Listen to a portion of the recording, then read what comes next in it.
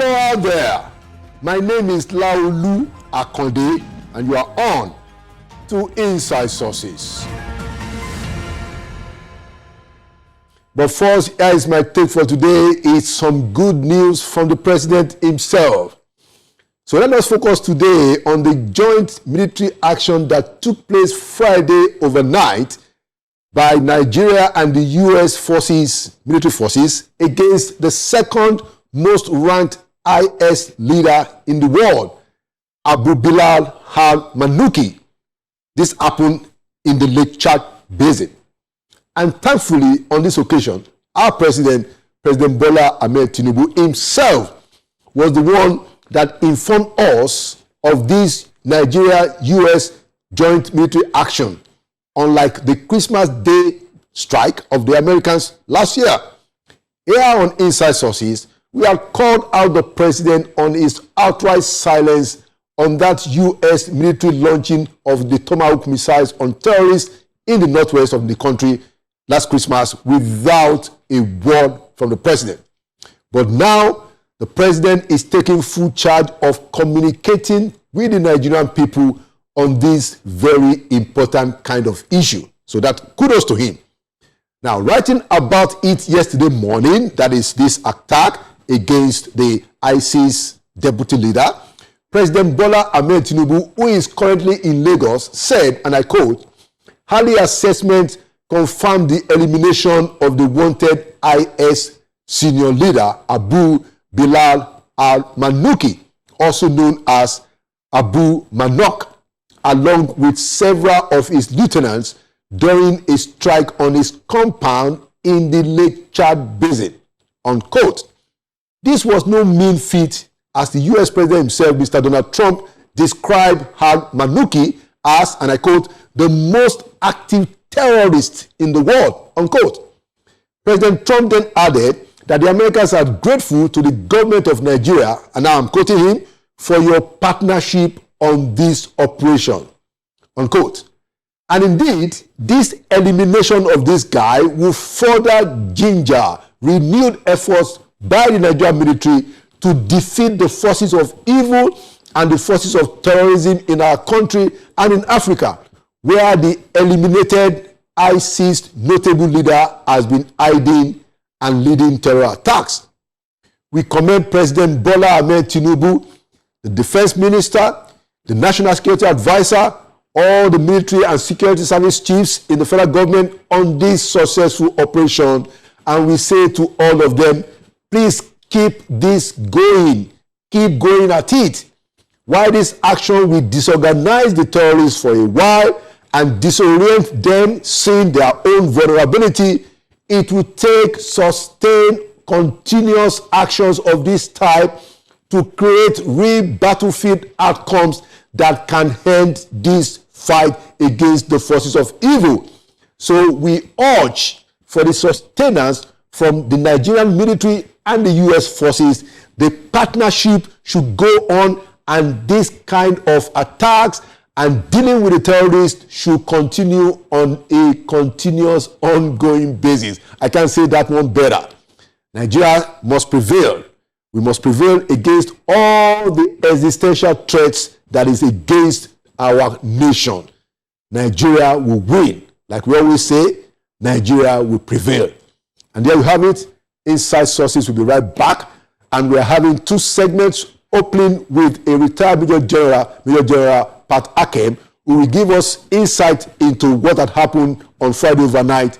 And of course, the closing segment will be with Mr. Ken Okonkwo, a top stalwart and member of the NWC of the opposition party ADC. We'll be right back. Welcome back to Inside Sources. Today, I'm leading a show with a discussion on the good news that the president himself shared Saturday morning about the attack of presumably the deputy leader of ISIS globally. It was a big news that excited quite everybody about the action that was done jointly by the U.S. and Nigerian forces. To join me in that important conversation today, I have a retired Major General who was formerly Chief of Logistics of the Army and also formerly the Provost Marshal of the Army. He has also commanded a couple strategic and operational commands. I'd like to welcome back to Inside Sources retired Major General Tetu, retired Major General Pat Aken. Thank you so much. God bless you. It's good to have you again, sir. Now, so quite a bit of good news, and this time it's significant that the president himself was the one that announced it, because we had said, for instance, on this show during the attack of Christmas Day that the president was silent, but this one he signed the statement himself. How do you respond? What was your first reaction to the fact that the joint military of the U.S. and Nigeria were able to get out this kind of guy? Okay, so the weight of this event is exemplified by the fact that the president himself signed the release, and we read it with great joy. You see, given the past couple of weeks and the events that happened, and then the loss of senior military officers in the battlefield, this kind of news is good. The nation needs a savor of good news, so that to just give us some morale, impetus, and hope that things can be better, that the battlefield is being shaped in a manner that becomes profitable to us and results in the outcomes that we'll be expecting.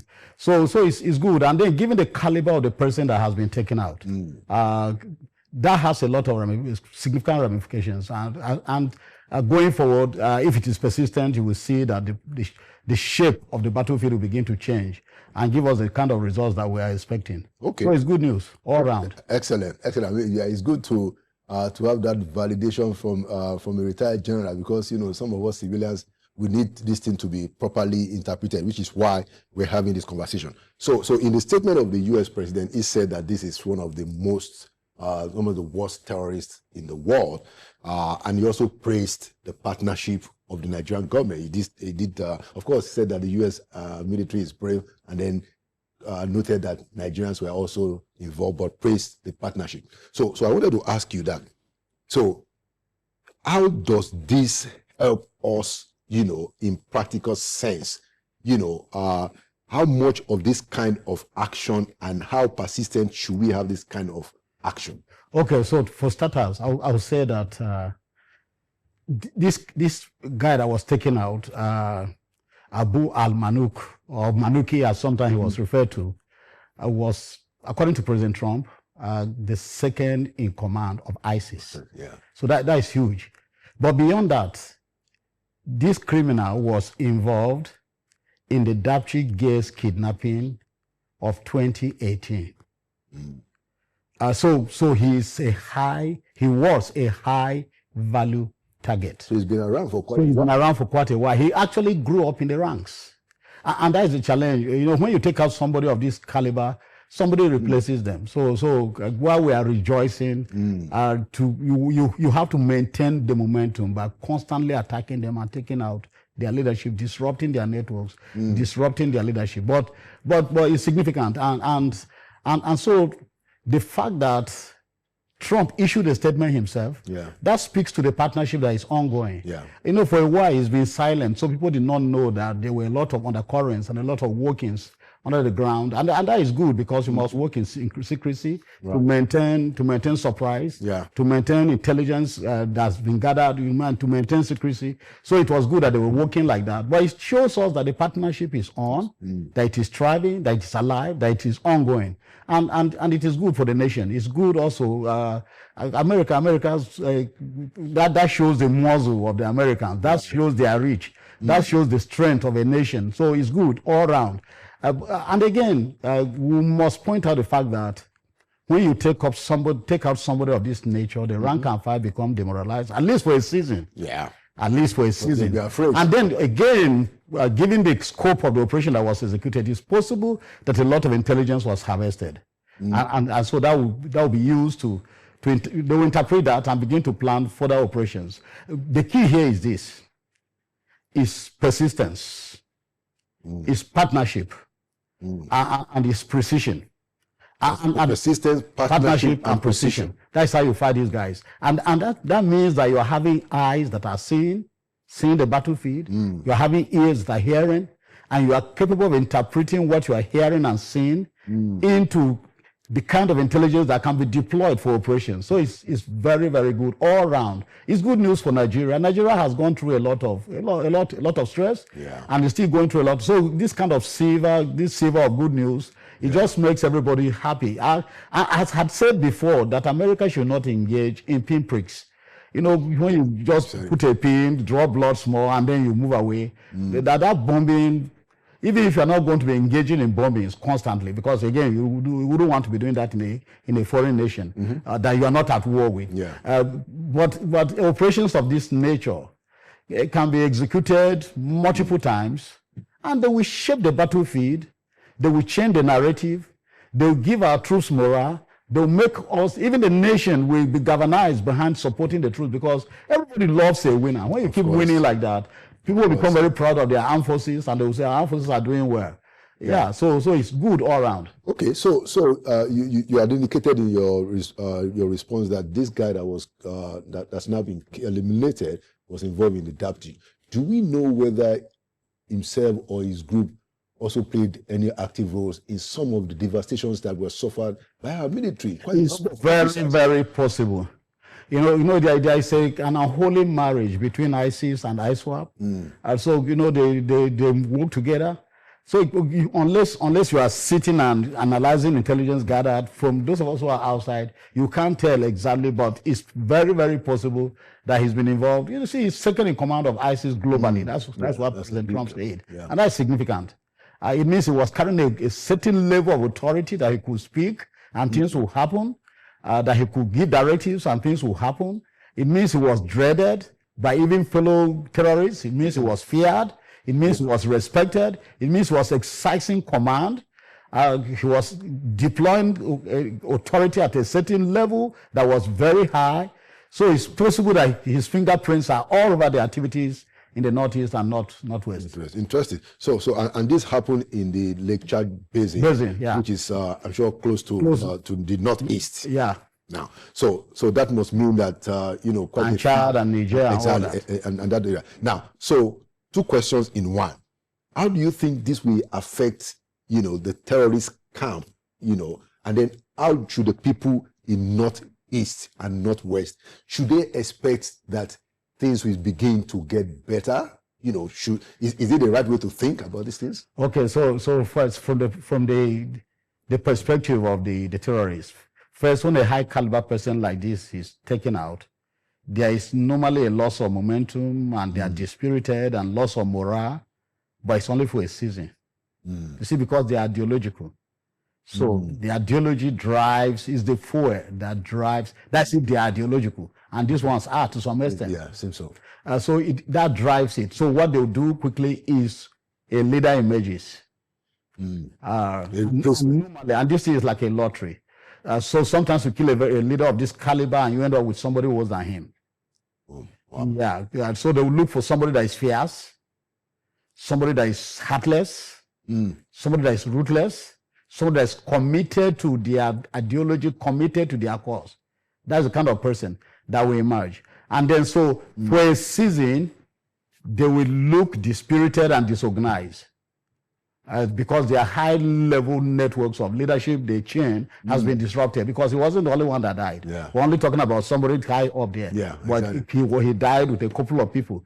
Then they will calibrate, reorganize. And then that is why momentum is key from our perspective. You maintain momentum. You don't allow a wide span for them to regroup, re-engineer their activities, rejig their architecture, and then continue fighting. No. So you hit them consistently. So I believe that the intelligence that has been gathered as a result of this operation will put to good use quickly. And then again, you know, so we need a whole of government approach. The president declared a state of emergency, and with respect to security, that ordinarily gives you the able room to release resources, to tap into multiple resources that you can use, you know, for this kind of. So the armed forces should be getting resources. Other organs of governance should be deployed as applicable, as fitting to the war effort. You see, because if we're talking about elections and you're talking about development, or that you need security to be able to do that. And so we don't want to turn this thing into an industry that just goes on forever and ever and ever and ever. you need to end this. You need to end this. Look, this nation is a great nation. It pains me that we are going through something like this, and other African nations look at us and they feel if Nigeria were to get it right, we would have gotten it right. So there is space is being created for small nations to be shining at the expense of Nigeria. And so you need to deal with this quickly. It's a headache, and it's a headache that is persistent. It's a headache that is disruptive, that is disrupting the peace of a nation. So you mobilize resources and deal with it ruthlessly once and for all. Yeah, insurgencies of this nature take some time. It doesn't mean that we will finish it tomorrow and then there will be no disruptions here and there. But you will know that the main effort has been, their main effort has been thwarted, and that they've been reduced to a level where they can only be carrying out sporadic attacks here and there, and that you can handle. So we need to build on this momentum. This is significant. Right. This may even have more impact than the bombing that was done on the 25th of December. Okay. Yes. Wow. Because you see, we didn't hear much about that. Yeah. A nation like America celebrates something, they know the outcomes, they know the results of this. Nigeria is celebrating that. When the president himself is signing the release, he's virtually telling the nation that we are winning. Yeah. And we've gotten some good news for you in difficult times. So to maintain the momentum, that is the idea. The idea is to maintain the momentum. And you think that the people in Borno, where there has been quite a lot of devastation even this year with the killing of officers, and then the people in Northwest, you think they should be hopeful? Yeah, you see, every win of this nature gives hope. The challenge is if you are unable to maintain momentum, and then a lot of events happen that are against us, attacks that are successful, officers and soldiers killed. You see, you can win continually. The terrorists only need to win once. Yeah. And it makes nonsense of all your efforts. Although this is the challenge. They've been winning for quite a while. And they've been winning for quite a while. So we must build on this momentum that has been established. And then that means the partnership must be nourished, it must continue. The intelligence must keep on going, training, logistics, supplies, all that there must be a constant flow such that the troops' morale is high. Troops fight on morale. When the morale is high, they fight. So give them something to rejoice. Give them protective gear, give them equipment. Look, we can only talk about development if we're at peace. True. And right now we're at war. Absolutely. So everything that must be done must be done. Absolutely. Yeah. Absolutely. So you have served in the Nigerian Army. You commanded some strategic and operational commands and all of that. It is your view that the Nigerian Army has the capacity, and I wanted to clarify this because you said it before, that Nigerian Army has the capacity to end this terrorism. Do you still hold that view? Yeah, I do. See, we did these things in Liberia. We did it in Sierra Leone. I was in Sierra Leone when the rebels entered town and took half of Freetown. Wow. Yeah. We did fighting in built-up areas to drive them out, and that was difficult. When you are fighting in built-up areas, it means you are moving in and you are a sitting target. And Nigeria did it. Wow. We can do this. Support the troops. Eliminate corruption. If things are to get to the front lines, let them get to the front lines. Let there be an audit that shows that we have sent things and the things have gotten there. Let resources be well spent. Let equipment be top-range equipment that are functional. Right. Let the troops be taken care of. Thank God the president has approved for recruitment of more soldiers. Right. And the chief of army staff, I understand, is executing. But, if you keep losing, then the guys who are recruiting will think they are being fed into a meat grinder. Yeah. So you don't want that to happen. You want to keep winning so that they know they are joining a winning team. Yeah. So you must shape that with resources. The president must back them fully, and I believe he's doing it. No president would like to see it and have this kind of thing going on. Absolutely. And then, give the service chiefs metrics, key performance indexes to measure, to say, yes, You are achieving this. You are achieving this. You are achieving this. It's not to hold a hammer on their head. You don't treat generals like that. They know what they are. They are capable. They are brilliant guys. They know the house. They know to rise and become that. We must cut you some slack and assume that you know what you are doing. And then the president who selected them has confidence in them. His job is to keep assuring them, I have confidence in you. That's why I gave you this job. But I want deliverables. Nigerians are looking for results. They want to see results. Right. While we are doing that, we're tackling kidnappings. We're tackling banditry activities. We are returning IDPs back to their ancestral homes where they can farm. Yeah, because the next challenge you'll be facing will be a food issue. You'll be having food security will no longer be there. Everybody will migrate. Abuja, for instance, has grown up in population within the last couple of months. A lot of people are coming back. People are coming into from some of those places. From locations. You don't want that to happen. You don't want to abandon places so that the spaces become ungovernable spaces that terrorists and bandits can exploit, kidnappers can exploit. One girl was kidnapped. She said they trekked for 3 days. They trekked for 3 days heading into the bush. Wow.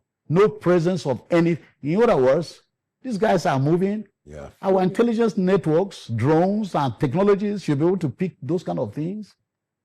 People are paid ransom. Yeah. They even call. They make calls. We should be able to intercept those calls. So there's a whole lot that can be done. So yeah, we thank God for this win, but we shouldn't rest. Momentum. That's what should be ongoing now. I like what you said. You said partnership, precision, and persistence. Exactly. Final question. Wanted to ask you. There is this news item that said that the Nigerian military wanted to have the Turkish military set up a training base in Nigeria. Do you think it's a good idea? Okay, so you see, I'm not privy to the detailed discussions, but this is it. Nations are partnering. Partnerships are going on everywhere.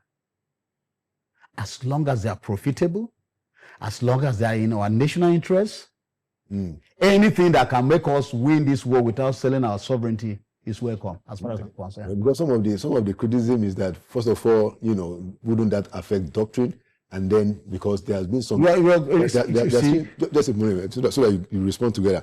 There have been some military shipments that came from Turkey in the last several years that were suspicious. So some critics have said that, look, we got to be careful dealing with Turkey. So I said, let me ask the general. We're buying equipment from Turkey. Turkey is a top, high-level weapons manufacturing nation.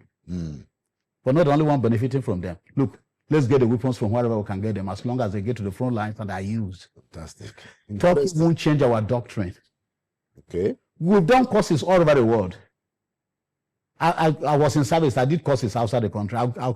They didn't affect my configuration. I was in Pakistan for 1 year, National Defense University. Okay. I learned things there that otherwise I wouldn't have known.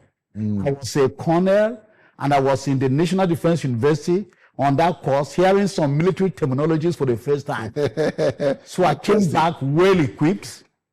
No, we should partner with everybody as long as they are not affecting our sovereignty, as long as they are bringing value to the table, as long as it will contribute to the outcome in the Northeast and everywhere. This partnership. Okay. Turkey is okay. As far as buying military equipment is concerned. Yes, okay. All right. Thank you so much, General Pat Akinvingi. Thank you for your views. Thank you for the insight that you've even shared today. And thank you for coming to Inside Sources. My pleasure. Thank you so much. All right. That's the segment Inside Sources. We'll be right back.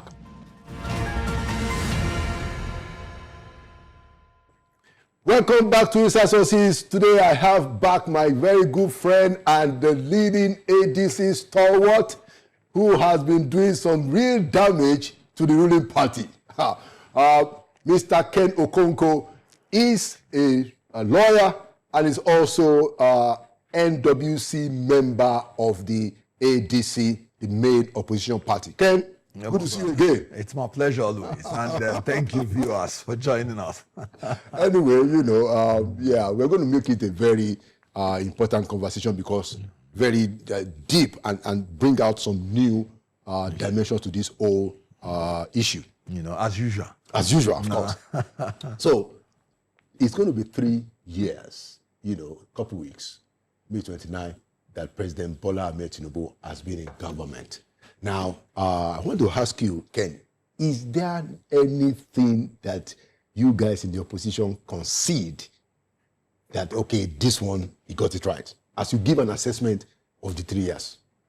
Well, first of all, let us just be realistic. This has been the 3 years of catastrophe. The only thing I can concede to President Tinubu is that in the budget, all the amount he said he was going to borrow, he borrowed it. So that is the only thing that So we have money to do stuff. That is the only thing he fulfilled in the entire budget from 2023 when he did his supplementary, budget. All the item on borrowing, he borrowed and over-borrowed. So a government that is not producing anything is now dubiously computing our debt based on GDP. And they will tell you in America, in France, in UK, they're talking about GDP, but they forgot that that's a producing nation where they get a lot of their tax from production houses. Any country, and I talk as an economist, that is not a producing nation, you have to denominate your debt to your revenue because you will run into problems. Soon we'll be bankrupt. That will not be enough. We will not have enough to pay for our revenue because the production houses are dying. There is no power to power them up. You have to be a billionaire in dollars for your businesses in Nigeria now to survive. That is why the small scale and medium scale businesses are dying. You don't have power to produce, and power is the ability to do work. So this government is the government of catastrophe. The only industry that is viable now, that is booming, is politics. Oh, wow. That's why people are struggling. As you must have heard, that the governors are budgeting already 800 billion naira to support the campaign.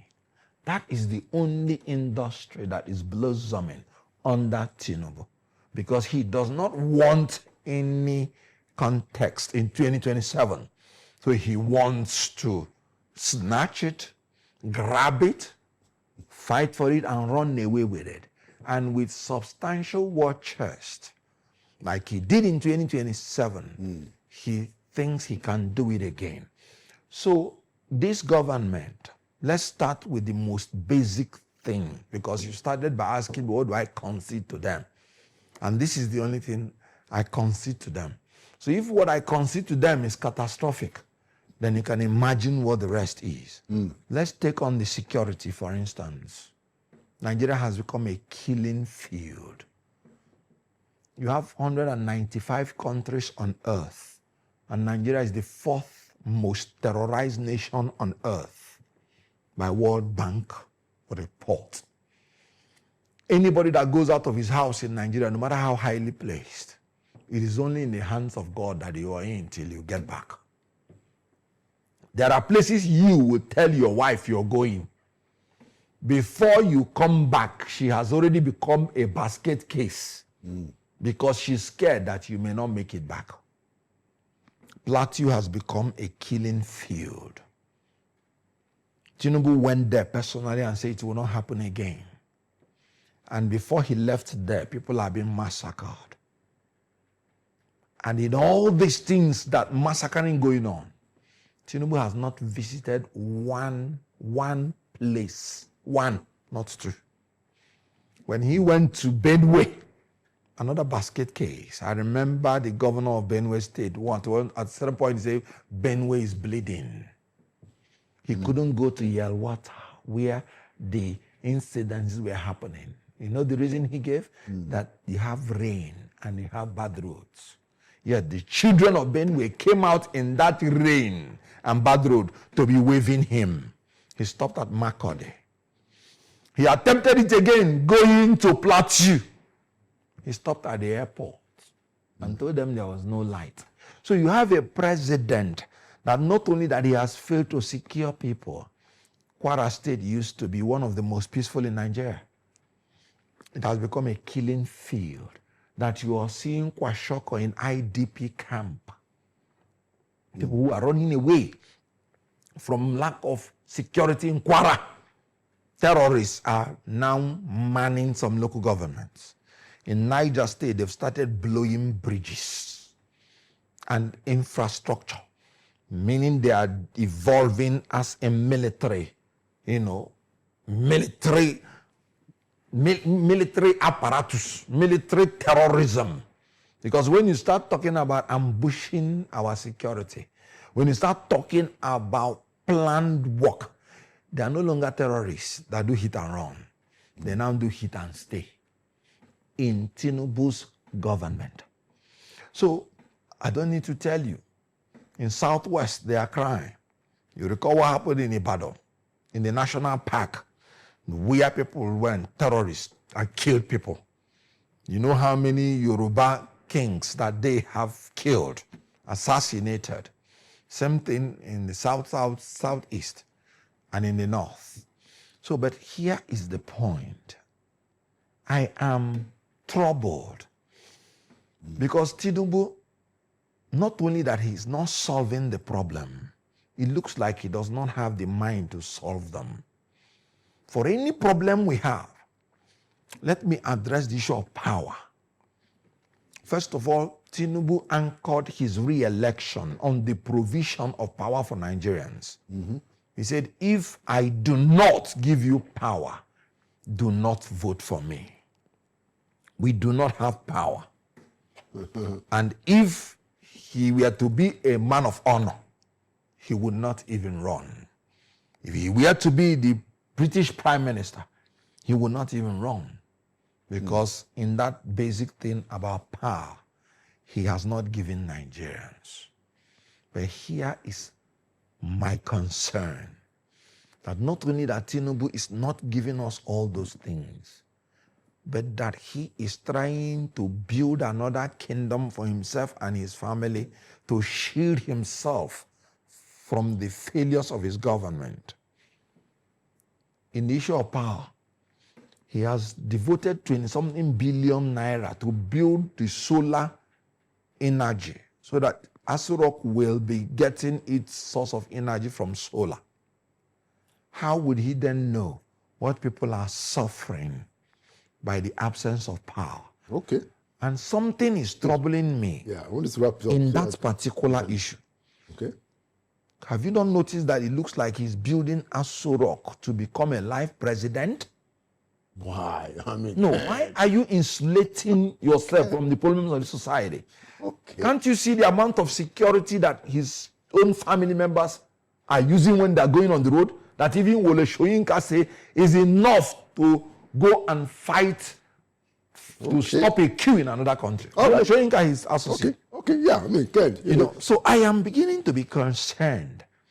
Lastly, you saw what happened in the Senate, where Senator Akpabio was trying to amend the Senate rules to secure proactively his own seat to be Senate president. yeah, but that's not Tinubu's problem.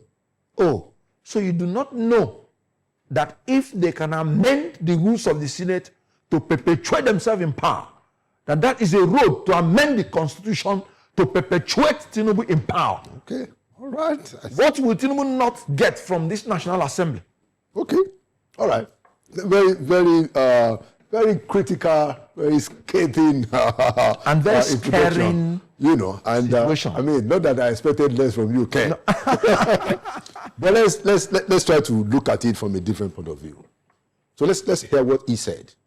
You know, Go ahead. What the president said about the main opposition figure in ADC. That's Alhaji Atiku Abubakar, who was vice president. The president said, Yes. in one of his last outings when he was meeting the renewed Hope ambassadors in the villa, he said that, hey, look, the main guy in this opposition people who wants to take over from me was the chairperson of the National Privatization Council, where a lot of things were sold. And he has the question that, is any of those things working that was sold under Atiku's chairmanship? And then Atiku himself, you know, is on the record to say that, okay, look, when it comes to power reforms during the Obasanjo regime, that we got a lot of money from the local government, from state government, from the federal government, but we could not deliver power after 8 years. Atiku himself said that. Atiku owned up to the failure. So how do you respond to those two things, which is the counter from the president or from their side? What do you expect from a president that is truth challenged? Because I just gave you an example of power. Since this president came, he has been mounting the issue of state police. Has he given you state police?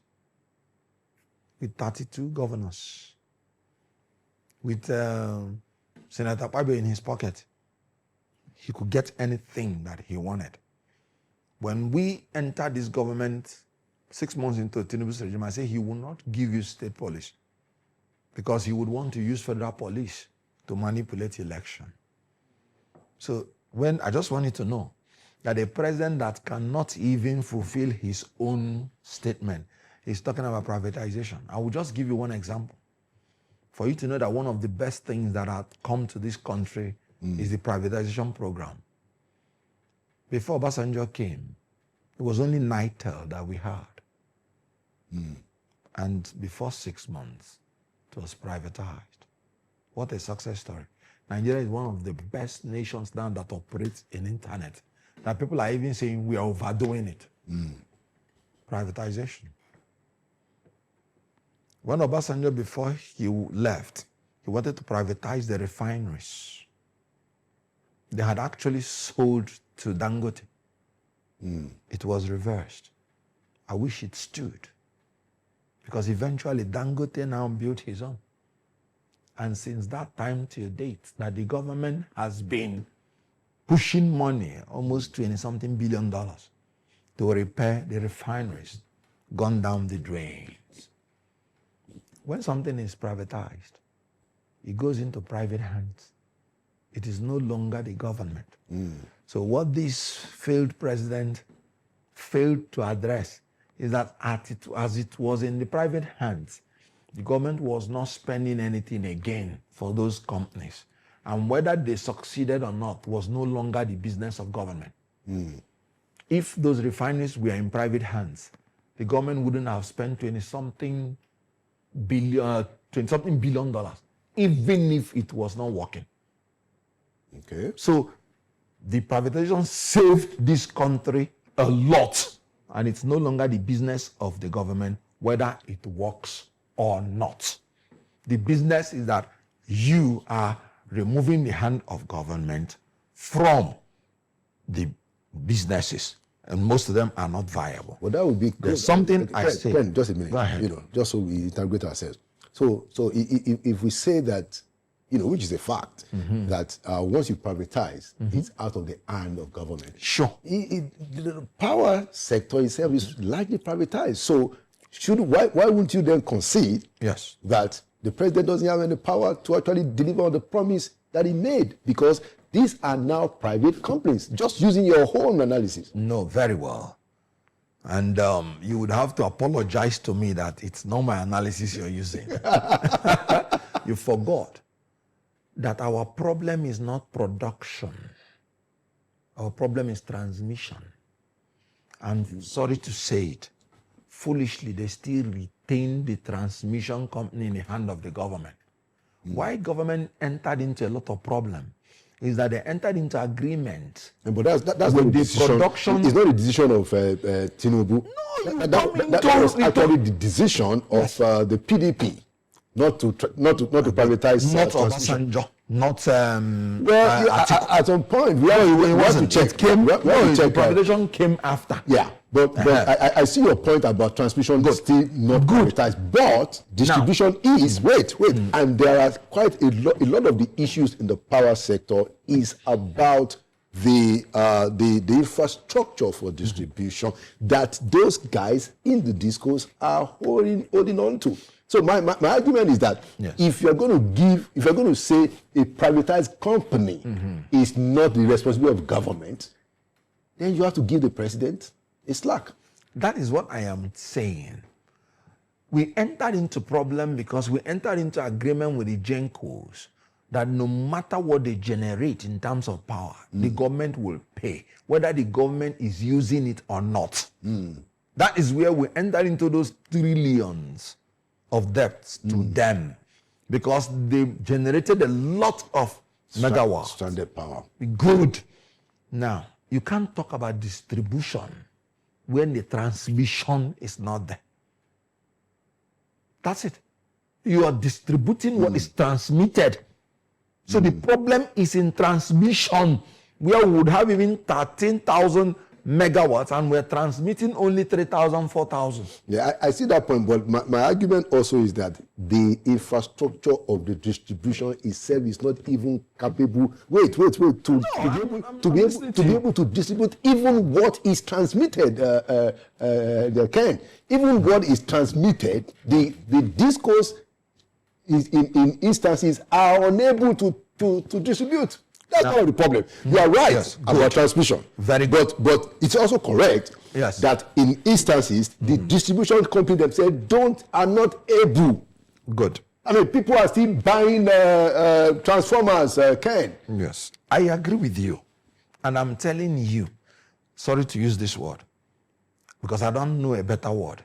It is foolishness for the government to come into the center of the narrative, and they are not integrating very well backward, and they are not integrating well forward. They were the ones that made the policy. Why would you be stranded and you are a government in a policy that you made? Why did you not build those things in the agreement? And like I said, it has nothing to do with the privatization policy that the government of Tinubu is talking about. And again, why did he become president? He became president to correct what has been wrong. And then to creatively make it better. As you know, by my nature, I don't like excuses. You are the commander-in-chief. Anybody that is leading me start giving excuses. You're on your own. All right. Because the reason we voted for you is to correct issues. And you're still whining. Now, let me take you up on this. President, thank you. Privatization is not going well. You're not able and capable to do it. Can you step aside? For somebody who knows how to solve it. He is saying that the person, that is Atiku, was the one that sold a lot of other companies that are not working today. You've given an example of the one that is working. And even those ones he said are not working, I told you that it is not the duty of the government. Assuming the government totally privatized everything about power, it would have been working excellently well. But the point is that Atiku considered on the record of the power. Atiku considered on the record. We can play it. I feel very, very emotional about it, because I believe if we had handled the issue of electricity when we were in office by 2005, we would have provided enough electricity for the people of this country. We failed on this. That's what Atiku considered. Very good. Let me come in now in that particular point. And that's why I like leaders who take responsibility. In Obasanjo's government, Atiku advised the government then. Remember, he's the vice president. And thank God you have worked with the vice president. Absolutely. Yes, who has no executive power whatsoever. The advice he gave to the government then is, let us not go into trying to gas power the whole nation because our resources will not be enough to carry it. Let us go into what he called captive power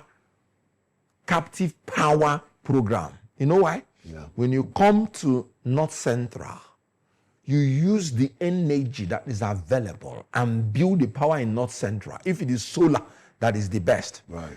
And then you capture power in all parts of Nigeria. And the reason he said that you should not depend on gas is that the amount you will use to build the gas plant in the south, the amount you use to distribute it throughout Nigeria will be too costly that if you start it, it will not finish within 8 years. And that's why he suggested that captive power method. But as a responsible leader, he came out and took responsibility. Okay. Look at the same. Fair enough. Look at the same President Tinubu that has been there for 3 years as an executive president, and he's shifting blame. Okay. Oh, come on. All right. You know how good it is for Oshibanjo to come in. You and I, we are close in the government. We know what would have happened if Oshibanjo himself was in charge of everything. Oh, certainly. But Certainly. you know how good it would have been that Oshibanjo would come out and take responsibility for what happened in Buhari's government. Even when you and I know that if some of the advice he had given differently, yeah. Very good. Okay. So No, I love and cherish such a leader. Point for me. Because of our time, I want us to talk about two more things. Now, so part of the criticism that the opposition has had to deal with is that, okay, you guys have told us all these things about the president and that we need to be out. What are you guys going to do differently? We haven't seen your manifesto, Ken. Why is that such a big deal to release the manifesto? Good. You and I know that APC wants to legislate and litigate us out of existence. So you're talking about manifesto, we're talking about survivor. Don't you know? Don't you know the battle that we went into? It was just April 30th that we started breathing again. They wanted to strangle us. Well, so you don't look like somebody who they were going to. No. We withstood them. We fought them, and that is always why I will be proud of the leaders I have in ADC. Okay. We did not run. We confronted them, and today we are breathing and we are doing well. But coming to the manifesto, we have said it in ADC. Was our Article 3 of our ADC Constitution said in pursuit of the welfare of our people and the welfare of our nation. So we are a welfarist, people-centric party that will make sure that the people of Nigeria is the object of our administration. We are going to ensure that everything we're going to do will have human face. We will start with the security, where we will go on offense, not defense. We are going to provide the materials, defense materials our armed forces need. We will provide more boots on the ground. If it is state police that will give it to us instantly, we will go that way. We will listen to the people, and we want to build a party that will not be the possession of those in power, but will be the party that will direct the activities of those in power.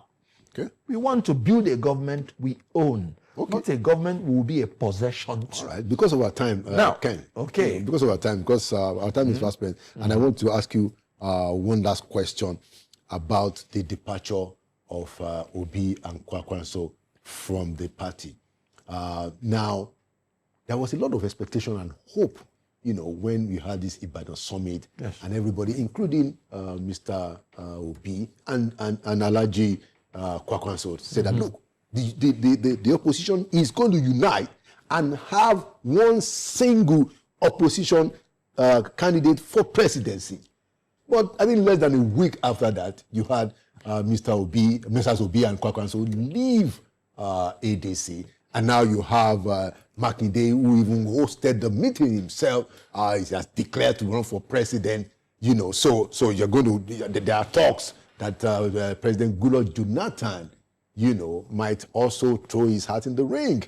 Are you concerned that the action, the activities, the efforts of the opposition is being fragmented, and that might actually be the non-dimities of opposition in 2027? Final question.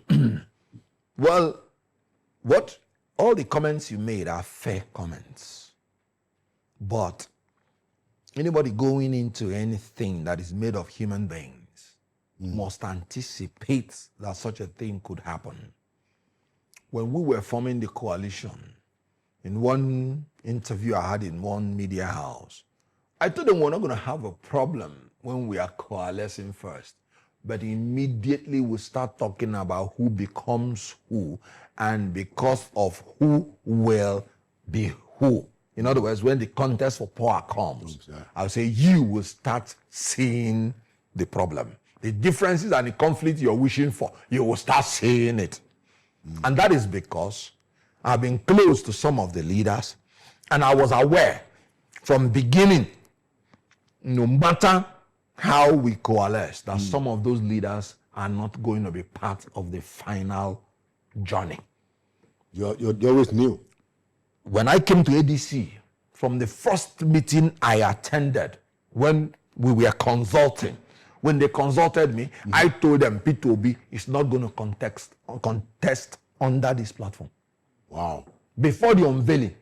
You were able to tell them that? I told them that. I told them I was not going to come into I was not going to come into the leadership of ADC from the Southeast led by Peter Obi, because I know he was going to leave. And I wouldn't want him to count me as part of the people that are as unstable as he is. Wow. So this is the person I had worked with closely. And I know that one thing he has morbid fear for is context, as in on the primary level. So what I will advise him is, as he went about throughout all the contestants in ADC to step down for him, now that he's in NDC, let him book an appointment with Tinubu and also beg Tinubu to step down for him. Because the reason is this: it is not when you finish or you get a ticket in the primary that you become president. Yeah. There is a general contest that you're going to go into. So if you want everybody to step down for you, then don't go into that general contest. Go to Tinubu's house and beg him to step down for you so that you become president. Because if it is the primary that you make person president, I will join him in the begging. So that Southeast will produce the president. But the main thing is the general election. But you see, thank God in the ADC, he did not give any excuse that it's monetized or that it is dollarized. You know, the favorite pastime of his followers is that, oh, Atiku has dollarized you. Oh, Atiku has monetized you. And you know what? When they do such things, they don't even know they are promoting you. You know why? When you are, to be honest with you, the last time I was with Atiku, he's one of the dealers of our party. So, you know, we get to meet. Yeah. He looked at me, he said, your type is rare. And I'm like, you know, a guy, he said some other things. And you know why he said it? He saw that everybody from the toxic followers of Obi are saying he has dollarized me, he has monetized me. And he knows we have never discussed anything about money. Exactly. And he was like, so they don't even know that they are promoting me in front of my leaders because they know the truth. Yeah. And then they are demarketing themselves because they are now convincing those my leaders that they are liars. Because they are the ones who know whether they are dollarizing or monetizing. But that's by the way. Yeah. Well, now, you know, because we have just 1 minute. Good. So going away, look at Sheyi Makinde. He has declared. There's one Adewole again. Yeah, well, that declared SDP. It's always been SDP. From the southwest. Yeah. Did you see anybody from the south molesting them?